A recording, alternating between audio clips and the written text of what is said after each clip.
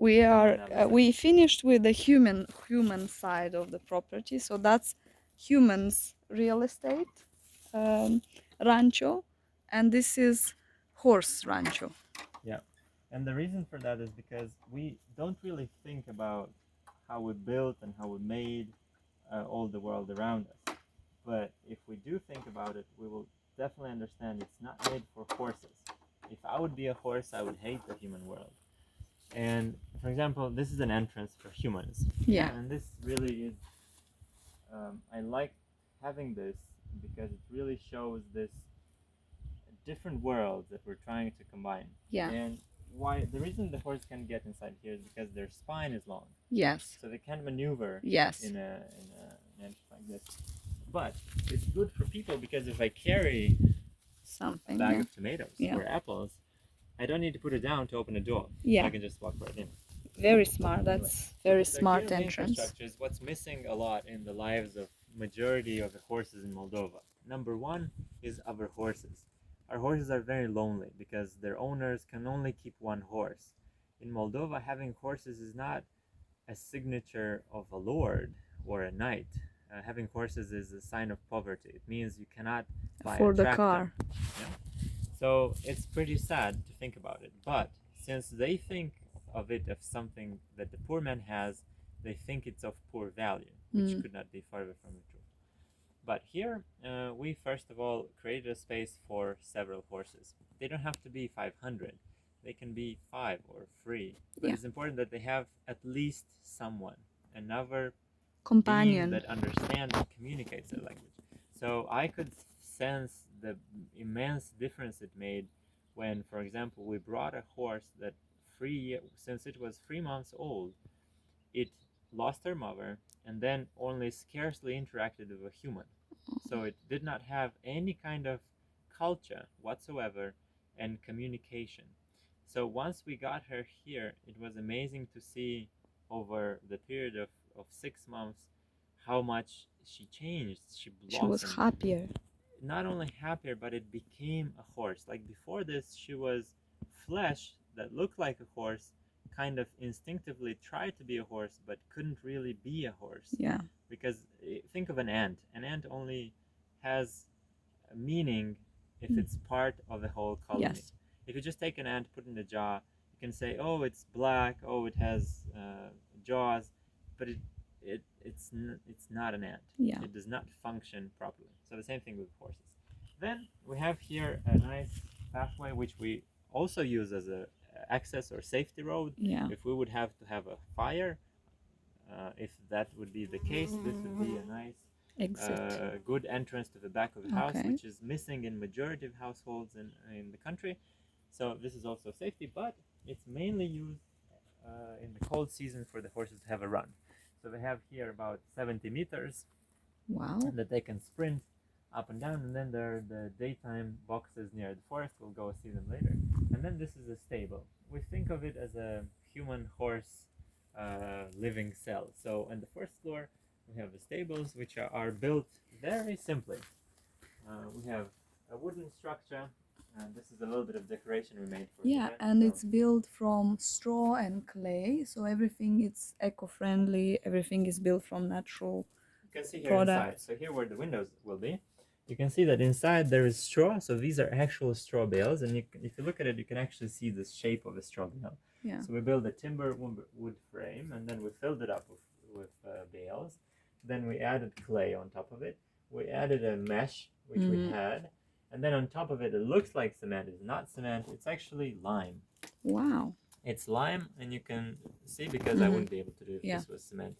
It's lime mixed with clay. So there's 2 layers. There's one mixed with clay, and then there's another one mixed with sand. And then just pure lime. And this gives it white color. It's safe from mold. And it's clean, and it has like this sterilizing effect, no? Yeah. Like it's some of my kind of, let's say, surprises outside of compost is, for example, how almost everything is teeming with resources.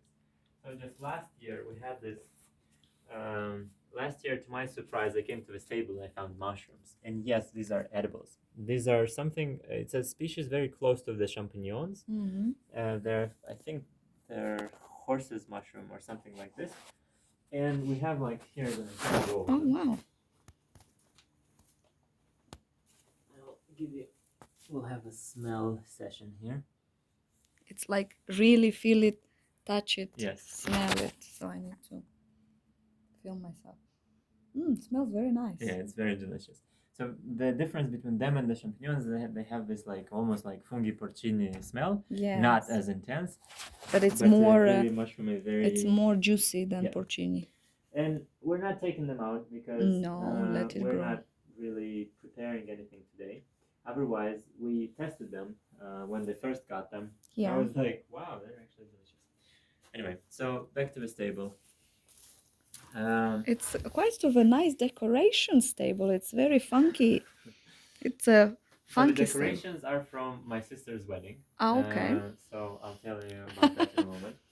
But this is the basic infrastructure. It looks very simple, but it has a lot of science in it.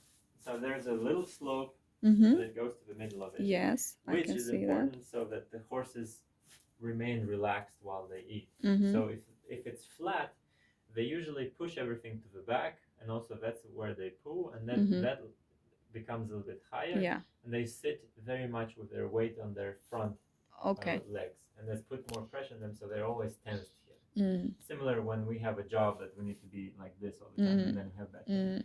So in order to make this more suitable for them, it's another small inclination towards the back, so then they're evenly distributed.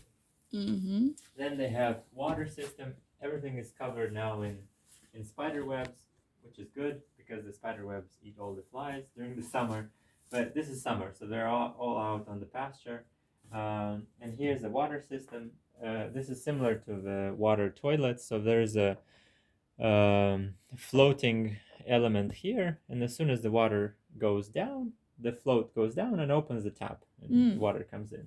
And then when the water is up, the float closes the tap. Yeah. So they have water in demand when they need. Of course, they need salt. This is lickable salt. This is mineral salt. They have nowhere else to get it, so it's important. And this is the feeder. Not much to it. This is a little bit privacy everybody needs. I like this design more because they can chew on everything. They can bite if they want to bite. They can nibble with each other if they want to nibble. They can socialize. Kiss. They can see each other. Yeah, they can kiss. And This is the horse nibbled it. Yeah. Interesting. Like all of these are signs. If I see that a horse nibbles more than another one, it means something. So I look at it more. I wonder what that is. I try different things and see if it gets better. Eventually it does get better. If this would be out of cement and steel, I wouldn't get any of that information. But if they nibble, is that like, are they stressed or what's really the sign? Depends. So just like Bored? humans, why horses have such a great potential in helping us is because they are wonderful mirrors. So we as humans have a complex emotional buffer. So if you ask me, Vanetta, how are you today? I would say, I'm fine.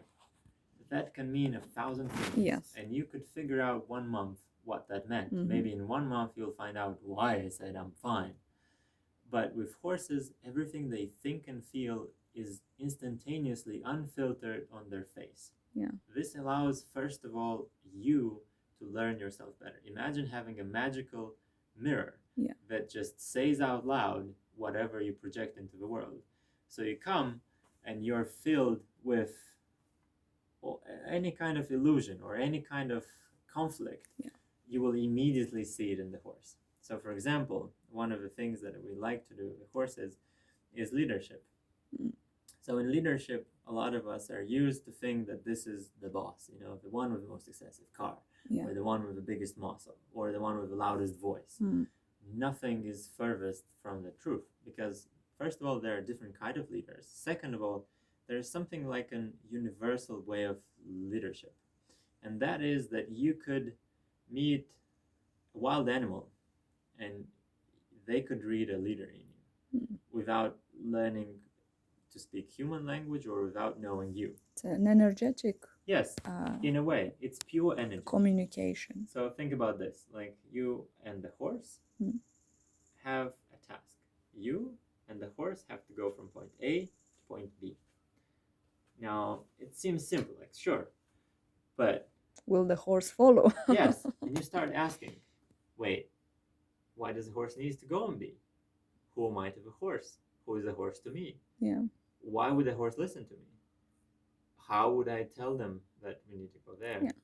And all these questions suddenly is exactly what leaders ask themselves in real time all the time. Correct. And this is what forces and puts you in the right position when you can start understanding, or sometimes by nature, by talent, people are good leaders and they don't even know about it. So they just do it and everybody's like, what just happened? How did they do that? Yeah. But because the horses show what they projected, they can learn it. Because if that person does it like in a natural way, you can't read it because you are used to people being differently, and you just do the same thing. You read an inspirational book, How to Become a Millionaire, and you think that's it. I'm gonna brush my teeth exactly as he does. Yeah, I'm make gonna my eat bed. exactly what he does.